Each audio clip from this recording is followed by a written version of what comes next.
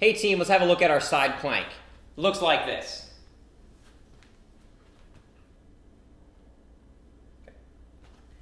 Benefits of this exercise: building shoulder stability and control, in general overall core strength with a focus on our lateral core and obliques. The regression progression strategy here is if up on our toes is too much, we simply take the bottom leg, bend the knee, keeping a nice strong line, pushing our hips up with a straight line all the way from our ankle, all the way through our shoulder.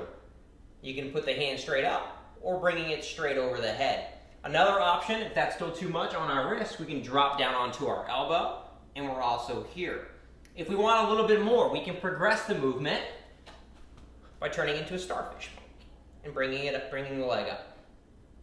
Now, common fault here, we really have to watch out for too much rotation and not maintaining the straight line through the spiral core. So we don't want to lean back, we don't want to lean forward, we don't want to drop the hips down too low or push the hips up too high.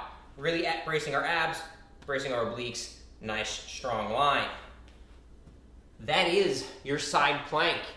We just do it on whichever side is appropriate. Thanks.